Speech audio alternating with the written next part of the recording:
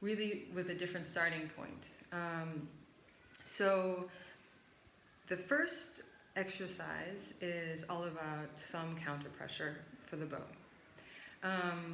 But what I wanted to talk about, why is that even important? Why do this exercise? Why is it important for the thumb to be round and soft when you play the bow? And why is it important to have a counter pressure that's as light as possible? And it's basically, it has to do with that when you have your thumb relaxed, the rest of your hand can be flexible and relaxed and adaptable.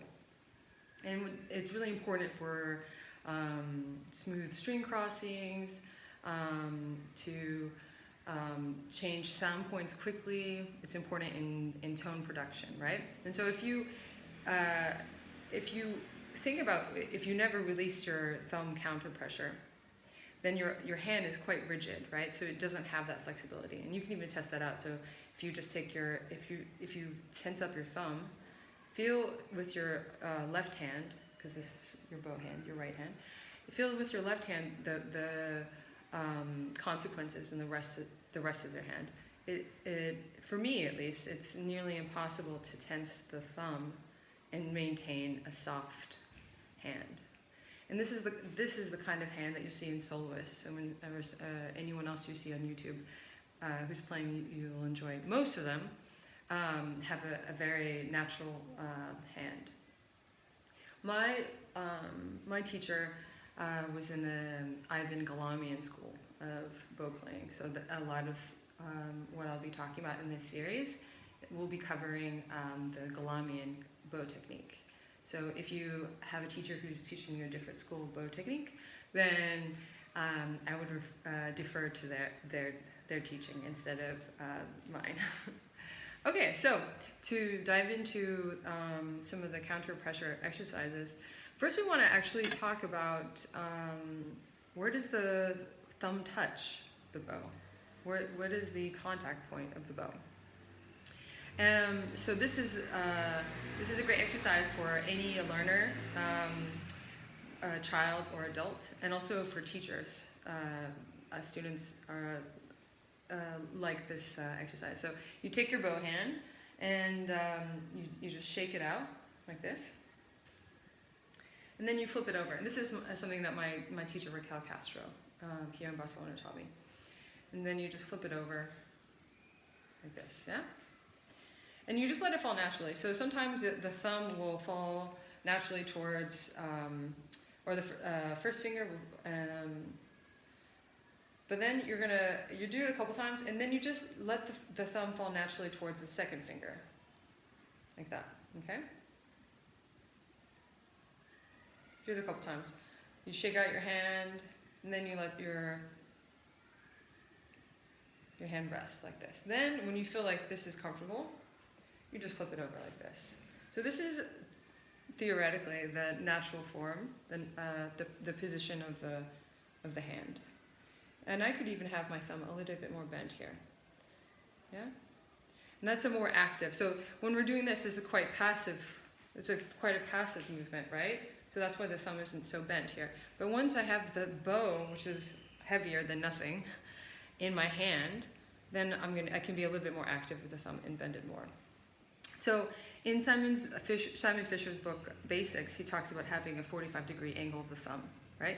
And so what that looks like is, this is 90 degrees, like a very square shape, right? So it's basically just like a natural curvature of the thumb, right? So it's not flat and it's not really, really tense. It's just in between the two. And when it touches the middle finger, when you flip it over and you let it touch the middle finger, it's going to touch, let me see, it's going to touch right here. And you'll see that this is this is what he means, a 45-degree angle of the thumb. So we're looking to avoid this and this, okay? See how this develops tension in the hand? And then, in the thumb itself actually, in the thumb muscle. And then when you go like this, it develops tension in this part of the hand, okay? Which is what we want to avoid. So the contact point of the thumb is really, really important for for this exercise for thumb counter pressure. So I'm going to show you now. It's going to be, I'm going to touch it right where, I'm going to make a little mark here. Now this isn't a rule, right? Every hand is different, every thumb is different, but it's about, let's see, if I'm looking at my thumb, it's just a little bit to the right of my thumb. If you're looking at your thumb, right? Right? And it's more on the tip of the thumb, right? It's not right on the fingernail, but it's definitely not on the pad of the thumb. Now this contact point is very, very important. Where do you touch the thumb to the second finger in order to create this angle? If the angle is too great, you're going to end up touching on the pad. Okay, so that's the first part. The next part is actually the exercise that's listed in the book. So first we want to feel that the thumb can be on the bow, with the bow on the string, with little to no counter pressure. Okay, so what do we mean by counter pressure? That means just how much pressure, how much we're pushing against the bow in order to balance it without dropping it. Okay, so what we want to do is use our whole hand to put the bow on the string, but we're going to place it a little bit in front of the first finger, right? So not here. And the reason why is because we're going to be lifting up the other fingers, and if we lift up the fingers, we put it at the very frog near this metal part, where we can easily drop the bow. So we're going to put it a little bit in front of the first finger. That means right here. And then we're going to lift up the other fingers. So the only two fingers remaining on the bow are the first finger and the thumb. Okay, so now I'm really thinking about this 45-degree angle of the thumb, right? And then the exercise is after that is simple, but it requires a lot of inward focus, okay? So we're going to pause in between each iteration. And pauses, according to my teacher, are very, very important for the integration of the mind and the body, okay? So the exercise is just this, that you use your first finger and your thumb, and you push down on the wood on the string. Now there are two ways to do this, and I would encourage you to experiment with both. First, you can push down with the first finger. See how the wood is giving, right? And then the other way to do it is you can push down with the entire weight of your arm. The movement is the same, but the origin of the movement is different. And it's important to differentiate between where the movement is coming from. All right, and you'll see why later.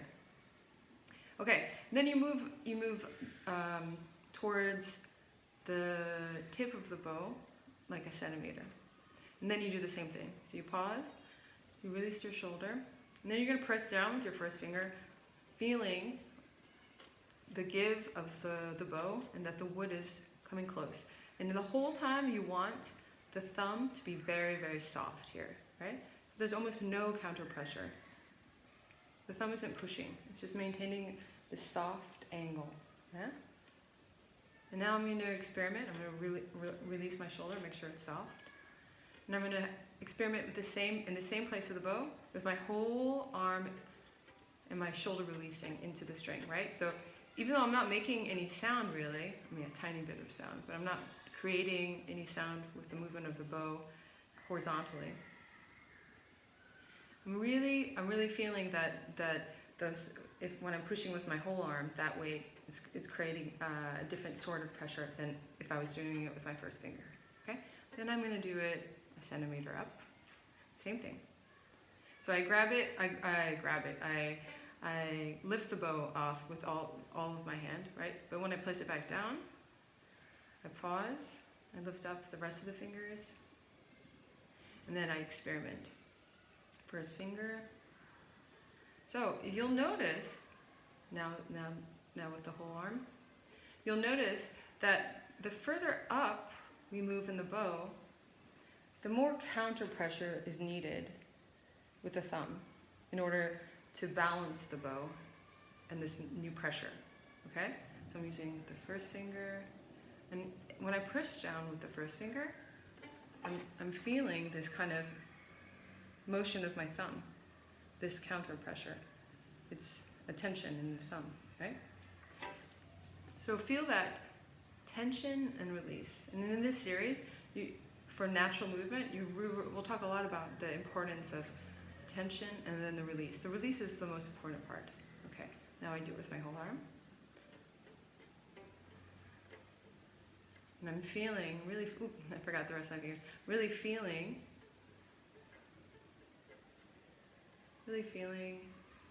this counter pressure. Okay, so you're going to do that until you get to the tip, right? And then when you get to the very tip, here, you're going to have, your thumb is still bent on a 45-degree angle. And you're still doing it first with the forefinger, and then with the whole arm, with the shoulder relaxed, right? So the motion looks the same, but the feeling of it, hopefully, is different, right? You'll notice that when you're here at the tip, that the counter pressure is the greatest of the thumb. So that means that you're really going to have to work in order to feel like that wood is giving, right? Every part of the bow needs a different counter pressure, but we don't have to think about it so much as feel it. Okay, so the next step is to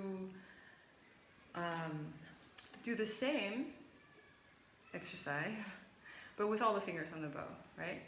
So here we can focus on the distribution of the weight in between the fingers. Instead of the first finger really pushing down for the weight, we can feel that the whole arm is going down, right?